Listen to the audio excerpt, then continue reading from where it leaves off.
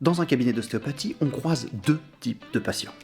Celui qui pense que l'ostéopathe va juste faire son travail et qu'ensuite il n'aura rien à faire pour que tout aille mieux, et ceux qui pensent que le problème ne se règle pas seulement dans le cabinet et qui vont changer des choses, changer des habitudes, peut-être même faire des exercices pour améliorer leur douleur. Et lorsque je les vois quelques semaines plus tard pour faire un petit contrôle, eh bien ce n'est pas du tout la même entre le patient qui a été actif et celui qui a été complètement passif dans son traitement.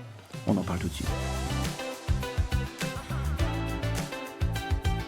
Bonjour à tous, je m'appelle Romain, je suis ostéopathe, enseignant et coach, et aujourd'hui on va parler de ce qui se passe après une consultation d'ostéopathie. On commencera par redéfinir ce qu'est l'ostéopathie et ce que fait l'ostéopathe lors d'une consultation.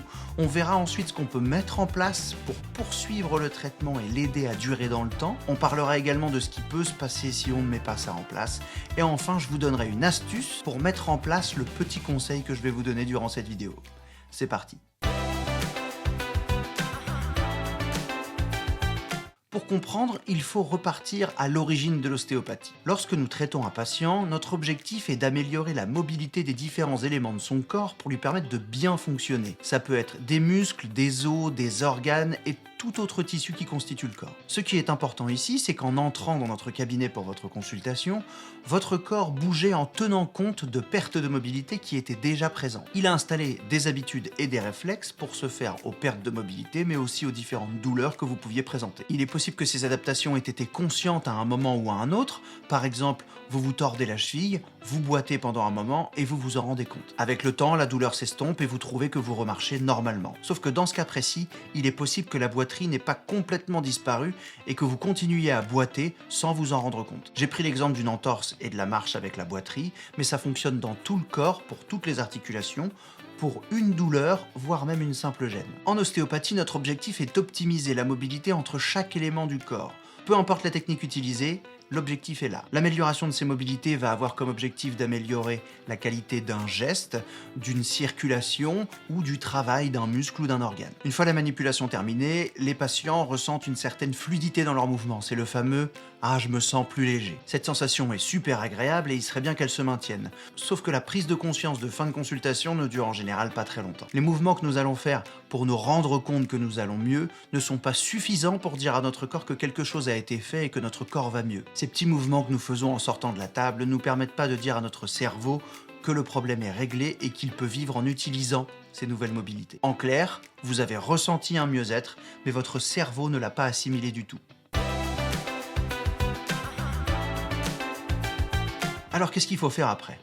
Le secret est dans la mobilité que vous allez redonner à votre corps après la consultation. Nous lui avons rendu une mobilité en faisant des manipulations, il faut maintenant que vous lui réappreniez à les utiliser. Imaginez que vous perdez un outil que vous utilisez tous les jours depuis très longtemps. Vous allez trouver un moyen de faire ce qu'il faisait d'une autre façon, et si plusieurs semaines après vous retrouvez cet outil, il n'est pas sûr que vous allez le réutiliser, et si vous le réutilisez, il n'est même pas sûr que vous allez le réutiliser comme vous le faisiez avant. C'est exactement pareil avec une mobilité. Vous la perdez, vous utilisez votre corps sans cette mobilité, vous allez voir l'ostéopathe qui vous la rend, mais il n'est pas sûr que vous allez récupérer les réflexes de mobilité que vous aviez avant. Votre cerveau a mis en place des réflexes pour utiliser cette nouvelle mobilité, et donc il va falloir les changer. Pour ça, comme pour toute habitude, au début, il va falloir y penser, et puis après ça deviendra réflexe. Il faut donc comprendre qu'il va falloir un peu de temps et d'entraînement pour que votre corps assimile ce que l'ostéopathe a fait pendant sa consultation. Il arrive même qu'il reste quelques douleurs à la fin d'une consultation, et ça aussi, ça a été intégré par votre cerveau, et il va falloir s'entraîner pour que cette douleur ne soit plus assimilée à un geste. Il faut savoir que pour faire un mouvement, votre cerveau envoie une information via votre système nerveux à vos muscles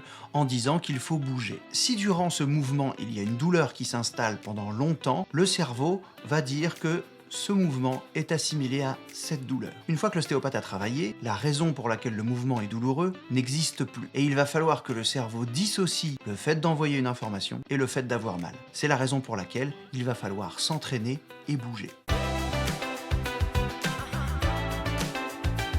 Donc, pour aider le corps à s'adapter au mieux à sa nouvelle mobilité, le mieux est de faire des exercices spécifiques à ce que l'ostéopathe a travaillé. Ces exercices sont à faire régulièrement et durant une durée donnée. Comme pour toute information neurologique, si on veut qu'elle soit intégrée, il va falloir la marteler pendant quelques temps pour que le cerveau puisse les intégrer. Et croyez-moi, il est têtu. On estime en effet qu'il faut en moyenne 150 répétitions d'un exercice pour que le cerveau commence à tenir compte d'une nouvelle mobilité. Ces 150 exercices doivent être reproduits régulièrement dans la journée et durant plusieurs semaines. Au cabinet, les exercices que je donne sont un peu particuliers et extrêmement spécifiques. Une mobilité articulaire sert pour bien plus de gestes que vous ne pouvez l'imaginer. Vous allez par exemple utiliser votre mobilité cervicale pour faire vos lacets. Sauf que c'est pas là-dessus que vous allez vous concentrer en premier. Vous allez plutôt penser à vos lombaires. C'est la raison pour laquelle il est préférable de donner des exercices de mobilité complète d'une articulation plutôt que certains petits gestes qui ne vont pas utiliser toute l'amplitude de cette même articulation. Alors que se passe-t-il si vous décidez de ne pas faire les exercices? Eh bien, comme dans toute thérapie, le fait de ne pas suivre les conseils n'a pas le même effet pour tout le monde. Certaines personnes vont avoir de super effets en faisant l'exercice de façon plus ou moins soutenue, et d'autres vont devoir faire des efforts considérables pour faire les exercices vraiment très régulièrement et sur une durée importante. Pour certains patients, les exercices paraissent donc inutiles. Leur corps va assimiler la nouvelle mobilité sans problème, sans doute grâce à la pratique d'un sport ou d'un métier particulier. Et d'autres vont devoir vraiment faire les exercices 150 fois, très régulièrement pour que leur corps commence seulement à mettre en place une nouvelle habitude. Il n'y a malheureusement aucun moyen de savoir si vous faites partie d'une équipe ou d'une autre. Le mieux est donc de faire les exercices. Pour être sûr que les exercices ne soient pas très contraignants, j'essaie de faire en sorte qu'ils ne dépassent pas 1 minute par répétition.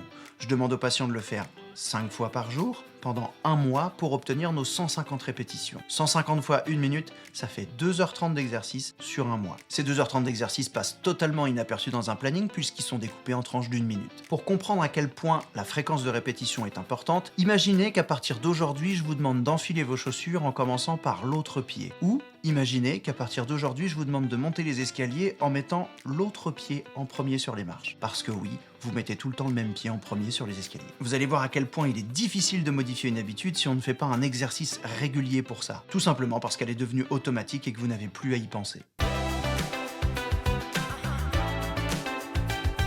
Alors comment motiver les gens à faire un exercice 150 fois? Au cabinet, je ne donne jamais le nombre de répétitions tout de suite. Je commence par donner un conseil pour y arriver avant de faire le calcul. Et ce conseil, pour éviter d'avoir à créer un rappel régulièrement dans la journée pour faire l'exercice, c'est de le faire avant de sortir des toilettes. On va tous aux toilettes au moins 5 fois par jour, et l'avantage c'est que ces passages aux toilettes sont espacés de façon régulière dans la journée. On commence par ça le matin, on finit par ça le soir, et entre-temps, dans la journée, on y va plusieurs fois. J'ai pas trouvé de chose plus glamour à demander à mes patients. Je leur demande de faire ça à chaque fois qu'ils vont aux toilettes pendant 30 jours. Avec ces 5 passages en moyenne par jour aux toilettes, on aura 150 répétitions au minimum à la fin des 30 jours. La nouvelle habitude neurologique est dans les meilleures conditions pour s'installer efficacement et durablement.